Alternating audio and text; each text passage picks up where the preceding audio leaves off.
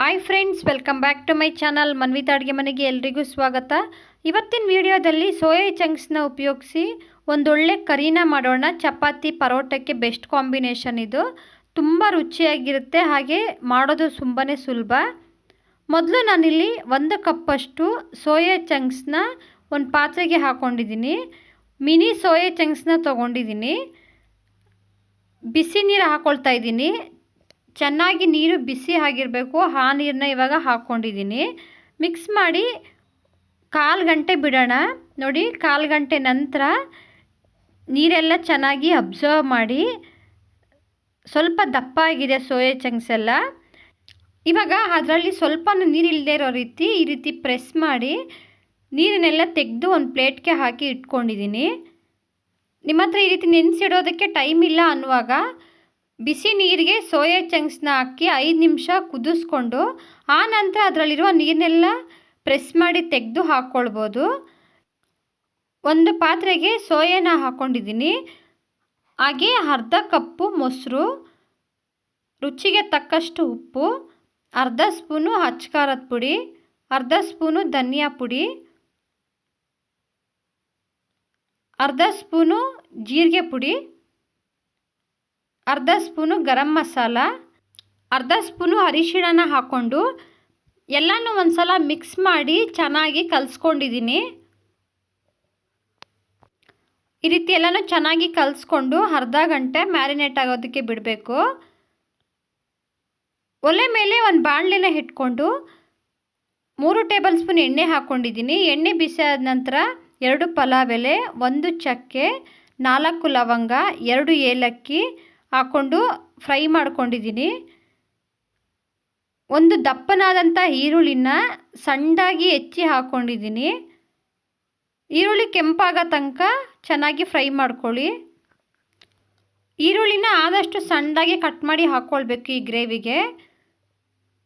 ನೋಡಿ, ಇವಾಗ ಈರುಳ್ಳಿ ಎಲ್ಲ ಚೆನ್ನಾಗಿ ಫ್ರೈ ಆಗಿದೆ. 1 ಸ್ಪೂನು ಶುಂಠಿ ಬೆಳ್ಳುಳ್ಳಿ ಪೇಸ್ಟ್ನ ಹಾಕ್ಕೊಂಡಿದ್ದೀನಿ. ಶುಂಠಿ ಬೆಳ್ಳುಳ್ಳಿಲಿರುವ ಹಸಿ ವಾಸನೆ ಹೋಗೋ ತನಕ ಮೀಡಿಯಮ್ ಫ್ಲೇಮಲ್ಲಿ ಇಟ್ಕೊಂಡೆ ಚೆನ್ನಾಗಿ ಫ್ರೈ ಮಾಡ್ಕೊಳ್ಬೇಕು.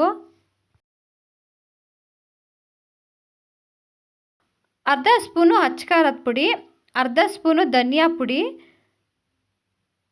ಅರ್ಧ ಸ್ಪೂನು ಅರಿಶಿಣನ ಹಾಕ್ಕೊಂಡಿದ್ದೀನಿ. ಹಾಗೆ ಗ್ರೇವಿಗೆ ಎಷ್ಟು ಬೇಕೋ ಅಷ್ಟು ಉಪ್ಪು ಹಾಕ್ಕೊಂಡಿದ್ದೀನಿ. ನೀವು ಖಾರಕ್ಕೆ ಅನುಗುಣವಾಗಿ ನೀವು ಖಾರದ ಪುಡಿನ ಹಾಕ್ಕೊಳ್ಬೋದು.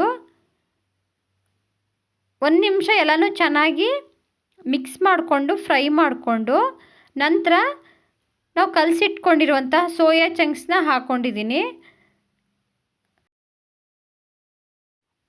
ಈ ರೀತಿ ಮಿಕ್ಸ್ ಮಾಡ್ಕೊಳ್ತಾನೆ 2 ರಿಂದ 3 ನಿಮಿಷ ಚೆನ್ನಾಗಿ ಫ್ರೈ ಮಾಡ್ಕೊಳ್ಬೇಕು, ಎಣ್ಣೆ ಬಿಡೋ ತನಕ.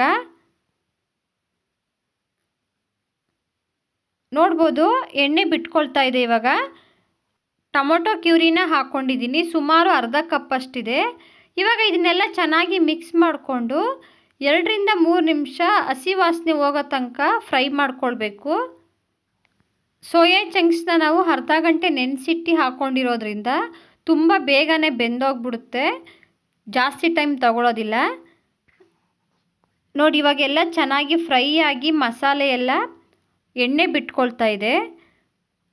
ಈ ಟೈಮಲ್ಲಿ ಗೋಡಂಬಿನ ರುಬ್ಬಿ ಹಾಕ್ಕೊಳ್ತಾ ಇದ್ದೀನಿ. 4 ರಿಂದ 5 ಗೋಡಂಬಿನ ಅರ್ಧ ಗಂಟೆ ಮುಂಚೆ ನೆನೆಸಿಟ್ಟಿದ್ದೆ, ಅದನ್ನು ಇವಾಗ ರುಬ್ಬಿ ಹಾಕ್ಕೊಂಡಿದ್ದೀನಿ. ಗೋಡಂಬಿ ಹಾಕ್ಕೊಳ್ಳೋದ್ರಿಂದ ಗ್ರೇವಿ ತುಂಬ ತಿಕ್ಕಾಗಿ ಬರುತ್ತೆ, ಹಾಗೆ ಟೇಸ್ಟೂ ತುಂಬಾ ರುಚಿಯಾಗಿರುತ್ತೆ. ಇವಾಗ ಇದನ್ನೆಲ್ಲನೂ ಒಂದು ಸಲ ಮಿಕ್ಸ್ ಮಾಡಿಕೊಂಡು ಲಿಡ್ನ ಕ್ಲೋಸ್ ಮಾಡಿ 5 ನಿಮಿಷ ಫ್ರೈ ಮಾಡಿಕೊಂಡ್ರೆ ಗ್ರೇವಿ ರೆಡಿ ಆಗುತ್ತೆ. ನೋಡಿ, ಮಸಾಲೆಯಲ್ಲಿರುವ ಎಣ್ಣೆ ಅಂಶ ಎಲ್ಲ ಬಿಟ್ಕೊಂಡು ಚೆನ್ನಾಗಿ ಫ್ರೈ ಆಗಿದೆ. ಸ್ವಲ್ಪ ಕೊತ್ತಂಬರಿ ಸೊಪ್ಪನ್ನ ಹಾಕ್ಕೊಂಡು ಮಿಕ್ಸ್ ಮಾಡಿ ಫ್ಲೇಮ್ನ ಆಫ್ ಮಾಡ್ಕೊಂಡಿದ್ದೀನಿ. ಬಿಸಿ ಬಿಸಿ ಪರೋಟ ಚಪಾತಿ ಜೊತೆ ತುಂಬಾ ರುಚಿಯಾಗಿರುತ್ತೆ. ನೀವು ನಿಮ್ಮನೇಲಿ ಒಂದು ಸಲ ಟ್ರೈ ಮಾಡಿ ಹೇಗೆ ಬಂತು ಅಂತ ಕಮೆಂಟ್ ಬಾಕ್ಸಲ್ಲಿ ತಿಳಿಸಿ. ನಾನಿವತ್ತು ಮಾಡಿರೋ ಈ ರೆಸಿಪಿ ನಿಮಗೆ ಇಷ್ಟ ಆಗಿದ್ದರೆ ಒಂದು ಲೈಕ್ ಮಾಡಿ, ಶೇರ್ ಮಾಡಿ. ಇನ್ನಷ್ಟು ಈಸಿ ರೆಸಿಪಿಗೋಸ್ಕರ ಮನ್ವಿತಾ ಅಡುಗೆ ಮನೆಯನ್ನು ಸಬ್ಸ್ಕ್ರೈಬ್ ಮಾಡ್ಕೊಳ್ಳಿ. ಹೀಗೆ ಸಪೋರ್ಟ್ ಮಾಡಿ. ವಿಡಿಯೋ ನೋಡಿದ್ದಕ್ಕೆ ಎಲ್ರಿಗೂ ಧನ್ಯವಾದಗಳು.